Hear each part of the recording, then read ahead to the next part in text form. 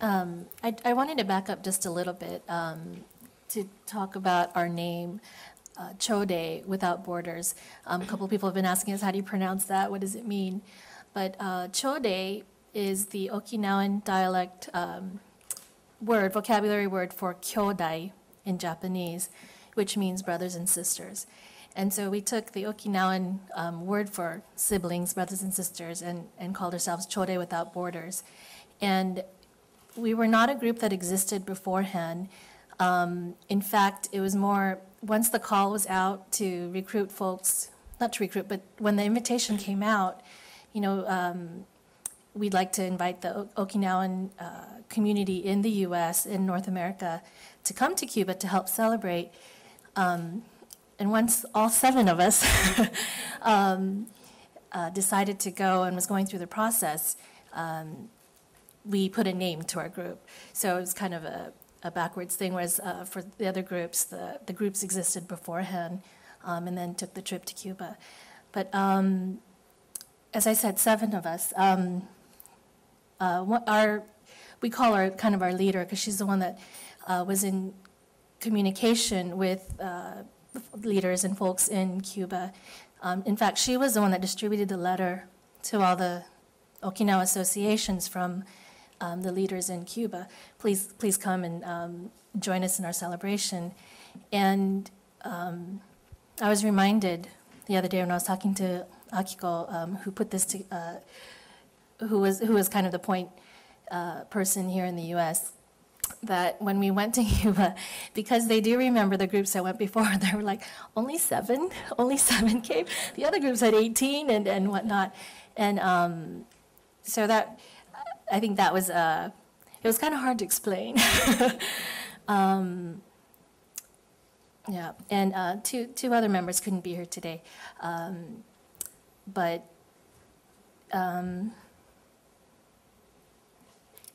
Okay,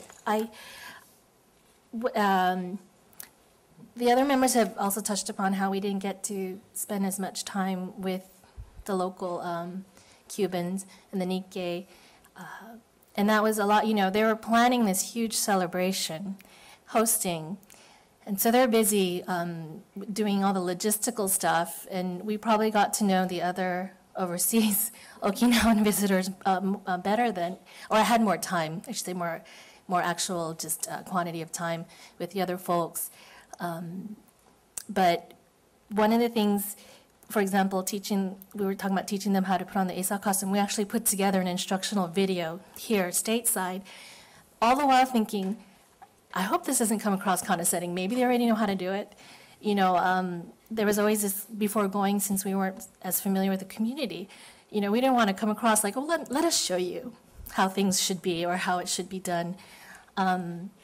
It just so happens, though, that with the costumes that we actually didn't physically deliver, once we had the money, the folks in Okinawa bought it and took it to Cuba, which then we took and then we gave. And then when they performed for the first time, that was when we were helping them put it on, and we realized, oh, you know, we can help because they weren't familiar with how to put on the costumes. And one of the biggest things for us in terms of the Okinawan community within the Nikkei community in Cuba, I don't speak Spanish, so just with a little bit of English translation I was getting throughout the ceremonies and the speeches, and hearing some of the Japanese, my Japanese isn't all that fluent, but from what I was understanding was that for the Okinawan community, for that group, those folks whose grandparents, great-grandparents, generations before had come from the Okinawa prefecture, and that they were just recently understanding that what kind of place Okinawa is, the history, the culture, what some of the differences might be, and that the Okinawan association within the Nikkei association, the Nikkei group in Cuba, is relatively new. I think they said it was about 2000. Yeah.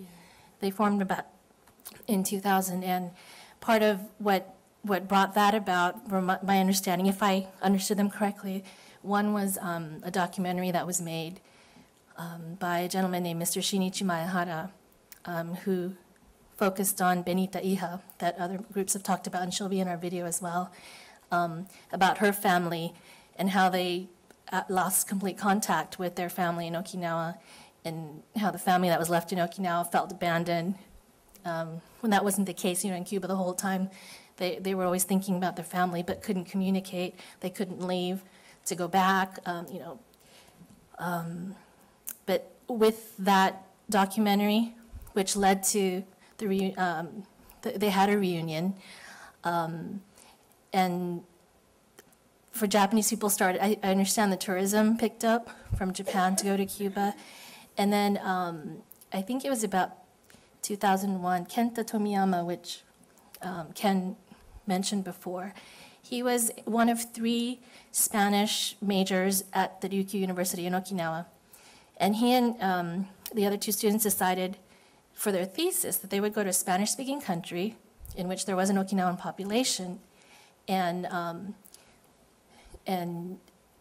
conduct interviews and do a questionnaire on identity. So, Tsukimi Kai talked about that a bit before, and what I think it was Julieta who was speaking, she was saying at the closing ceremony, I think it was, that when Kenta had distributed these questionnaires, they didn't understand the questions.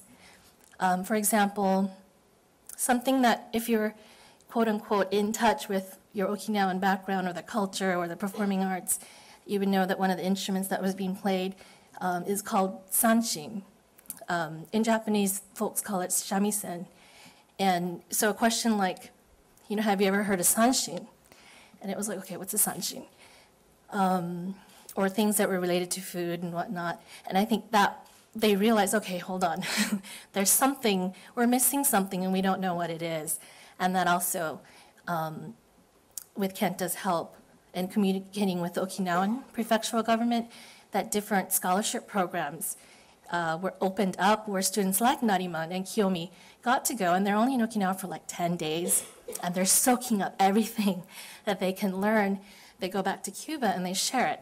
And everybody, and they're performing it. It may be the one dance or the 2 dances or one song that's performed every single time, and it's done with such pride and earnestness. For maybe the Okinawan community here, if someone wanted to be in touch with, what is Okinawa, we go on the internet. And internet access isn't something that's available to everybody. Maybe we want to buy videos or the music and whatnot. It might not be easy to get here, but they're certainly possible. And so in going to Cuba and taking as much music as we could or videos that we thought that they might enjoy was something that happened. So, okay, I think I've gone over.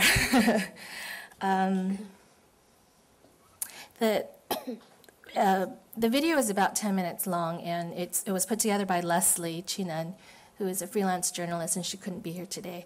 But through her narration, she is. And our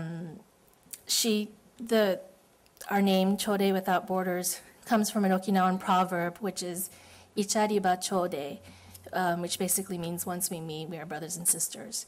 And that'll come out in the video as well. So if we could have the video, please.